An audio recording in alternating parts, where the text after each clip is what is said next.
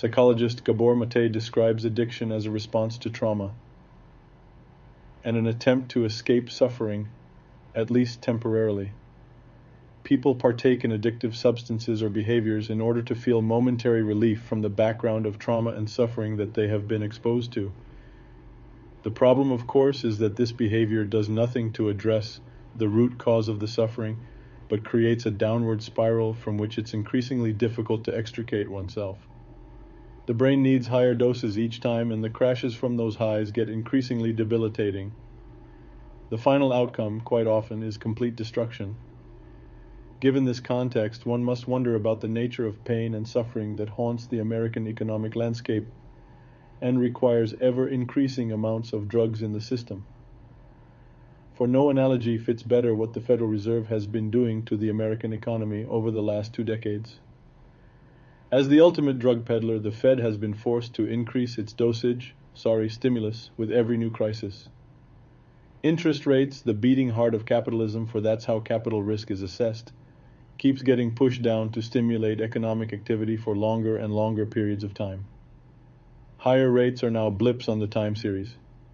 Money printing, or what's popularly called debt monetization, has now become a permanent part of monetary policy.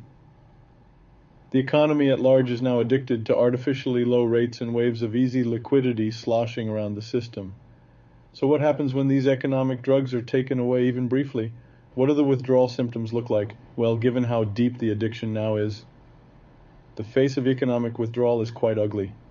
Corporations that were until recently flushed with easy money and didn't have to show profit for years are suddenly finding it hard to refinance their debt at higher interest rates. Layoffs have ensued and will continue to pick up pace for the foreseeable future. Regional banks are suddenly realizing that their safe bond assets have actually gone down significantly in real terms. I'm guessing many state pension plans have a similar issue. Residential real estate sales have fallen off a cliff. The devastating combination of high rates and high home prices have created an affordability crisis in the housing market. Commercial real estate is facing even worse headwinds. Office vacancies have skyrocketed due to the post-pandemic work preferences, and debt restructuring at higher rates has become much harder, especially with the current crisis in regional banking, which constitutes most of the lending. Used car sales have also plunged, and prices have now begun to follow. The M1 money supply has seen its sharpest rate of change contraction in many decades, which will show up in economic activity sooner than later. Speaking of long and variable lags, we have just begun to see the effects of last year's rate hikes manifest in the economy.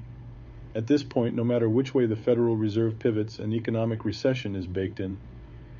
Why not just cut rates and go back to the printing presses, you may ask?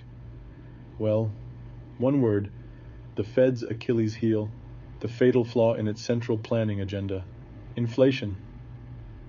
For over a decade, pundits have lambasted anyone that criticized Fed's loose monetary policy. What's the problem, they would ask. Money printing was supposed to create inflation, but it hasn't, so why not keep doing it? An entirely new economic philosophy called modern monetary theory, or MMT, came into being around this premise.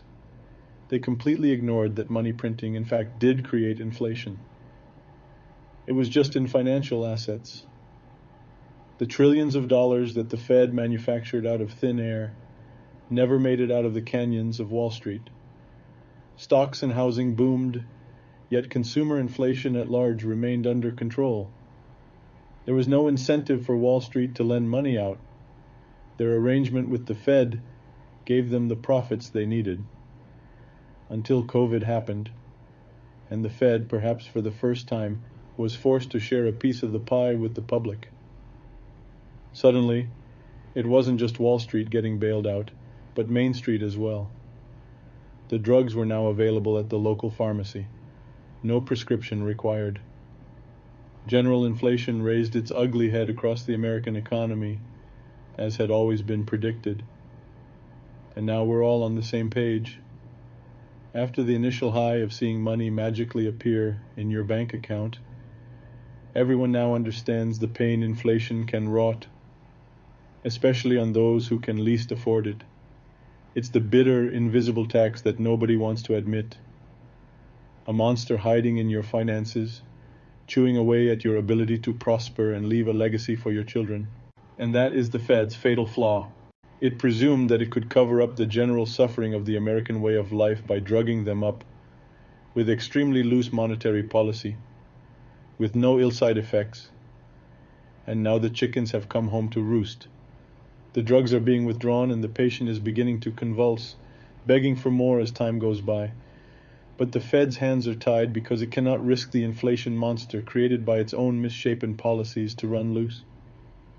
We are about to find out just how much trauma and suffering was being covered up by the Fed. The real rot in the system is soon going to reveal itself. It will be on us to not shy away from it, and maybe in a very long time, look our trauma right in the eyes